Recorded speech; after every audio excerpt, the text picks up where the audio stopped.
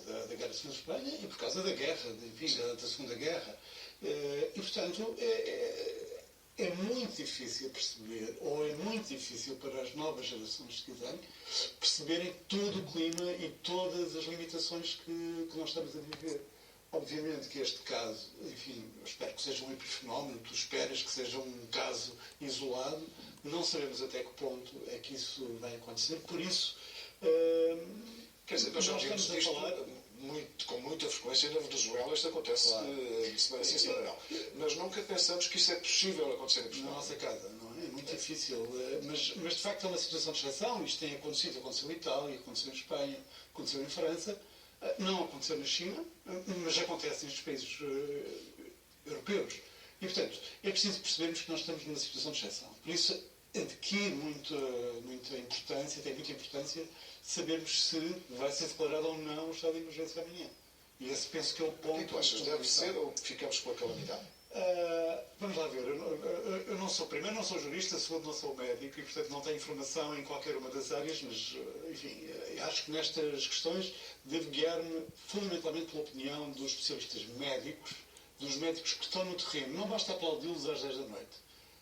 É preciso perceber o trabalho que eles estão, é preciso ouvi-los, é preciso ouvir o que eles estão a dizer em relação a isso. E aquilo que eu tenho ouvido de muitos médicos com quem eu falo, para formar opinião, justamente, é da necessidade de conter, da necessidade de barrar, da necessidade de fechar, na verdade, o país. Isso tem consequências dramáticas para muita gente. Se tu fores às redes sociais, se fores à internet, se fores aos jornais, vês uma discussão quase académica sobre isto. São pessoas que estão em teletrabalho, são pessoas que estão a manejar o seu Facebook ou o seu Twitter. Mas para uma larga faixa de pessoas isto vai ser dramático. Porquê? Bom, porque trabalham em pequenas e médias empresas que terão que dispensar, fazer cortes muito substanciais nos rendimentos das famílias. Isto vai ser dramático, não é? Uma das coisas, aliás, que eu penso que nós devíamos estar a fazer é pensar como vai ser depois de julho, como vai ser depois de agosto. Bom, mas atendendo sobretudo àquilo que está a acontecer, eu penso que se justifica esse fecho do país. Por um período muito determinado. Mas é evidente que se o quadro é no estado de calaridade, se é num estado de emergência, a verdade é que o país mais poder já ouviu. Faz sentido dar mais poder já. Eu não acho que eu não tenho esse pudor em dizer que em situações excepcionais as autoridades devem ter poderes excepcionais. Aqui a questão não está nos poderes do governo. Aqui está em limitar e está na verdade, impedir contactos. Isso é... Eu percebo que é dramático, eu percebo... E mais, eu estava hoje a pensar, essa altura, e disse... Bom, nós estamos numa situação quase irreal. Quando nós paramos e ouvimos estas notícias, bom, isto é irreal. Estamos cercados por um inimigo invisível, não é? Quer dizer, não se trata-se de uma guerra contra um elemento invisível, que é uma coisa muito complicada, muito complexa. Mas também... psicologicamente? Não, psicologicamente isto é fatal, não é? Eu acompanhei, por motivos pessoais, a situação na China. E onde, aliás, estive, e, portanto, regressei um pouco antes de tudo isto começar. A China teve uma vantagem, foi um grande sistema de informação, um grande banco de dados que lhe permitia vigiar, controlar, monitorizar todos os movimentos. E, portanto, pôde fazê-lo. Nós não podemos fazer. Eu sei que há essas questões sobre a liberdade, as garantias, a liberdade de movimentos são muito importantes.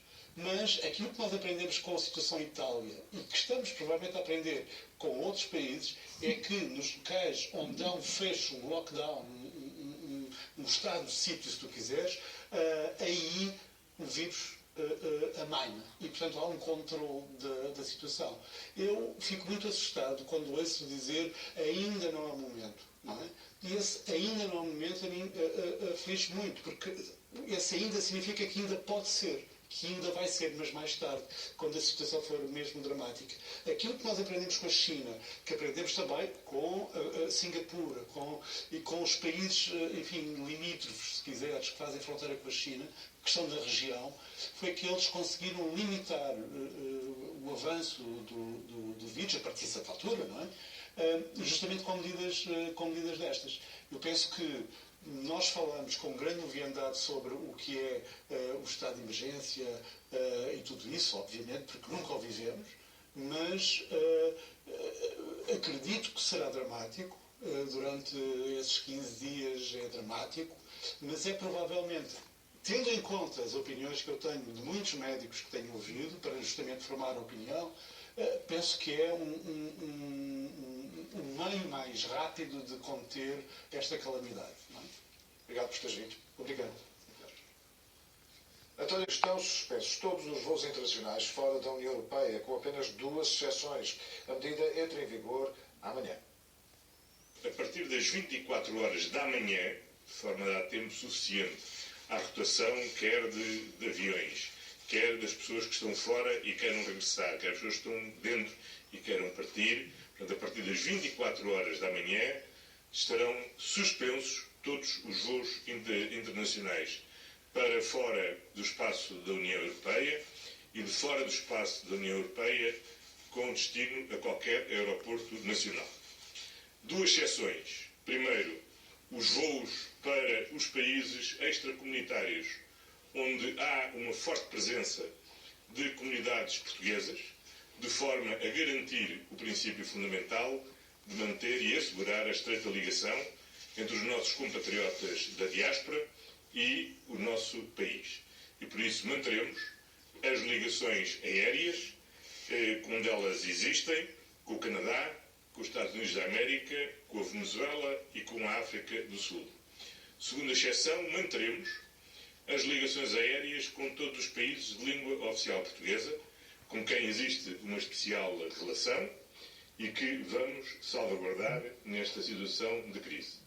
Contudo, e ainda assim, no que diz respeito ao caso concreto do Brasil, serão restringidas as rotas exclusivamente a 2 pontos, Lisboa-Rio de Janeiro e Lisboa-São Paulo, sendo suspensas todas as rotas para destinos eminentemente turísticos, como as múltiplas ligações que nós temos para o Brasil. Vamos agora contactar em direto Francisco Palma, em direto via Skype. Está em Buenos Aires, na Argentina, suponho que me ouve. Ele é presidente da Associação de Agricultores do Baixo Alentejo. Boa noite. Está retido na Argentina? Desculpe, não percebi. Se está retido na Argentina, não consegue voltar para Portugal? Não, nós tínhamos supostamente o voo de regresso amanhã, dia 18, mas a semana passada todos os voos foram cancelados. Chegámos ontem à noite do Ushuaia, onde tivemos de facto retidos 2 dias no quarto do hotel, porque não nos deixaram sair de lá como medida preventiva, o qual todo o grupo acatou com a maior das normalidades e, portanto, com todo o civismo.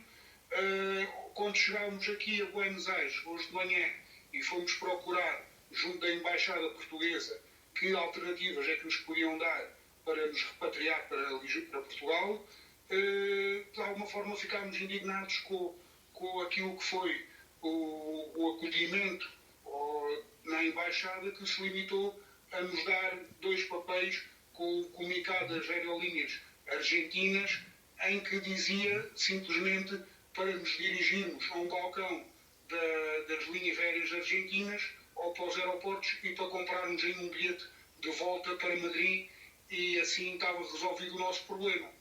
De facto, não é normal que numa situação de emergência destas, como somos um grupo de 45 portugueses e mais outro grupo que está aqui, que nós conhecemos também, de mais 15, e que a Embaixada Portuguesa se limite a dar-nos um papel que toda a gente pode ver na internet das linhas aéreas argentinas, a dizer para ir comprar um voo de volta que não sabemos quando é e quando é que ele se vai efetuar, para regressarmos a Madrid, e tanto quanto sabemos esse aeroporto está fechado depois a fazer ligações com Portugal. Deixa-me fazer uma pergunta. O que é que vão fazer? São 45 pessoas, não tinham nada disto previsto, não sabem por quantos dias vão ficar aí. O que é que vão fazer exatamente? Olha, neste momento, esse grupo que tentámos mantê-lo unido o mais tempo possível, de facto as pessoas começaram a ver que não havia uma resposta por parte das companhias aéreas, nem, pelos vistos, também da parte do governo português, do Estado português ou da Embaixada na Argentina. Muitos já apanharam voos de volta via Brasil para Portugal, outros ainda estão aqui retidos. Somos, neste momento, cerca de 20 e, portanto, estamos agora à espera de arranjarmos ligação através do Brasil, através de São Paulo, para voltarmos a Portugal, o que esperemos que possa ocorrer nos próximos 2 dias, se não houver mais nenhum desenvolvimento para que consigamos ir todos de regresso a Portugal. Obrigado por ter participado neste CM Jornal e boa sorte nessa procura de voos para regressar.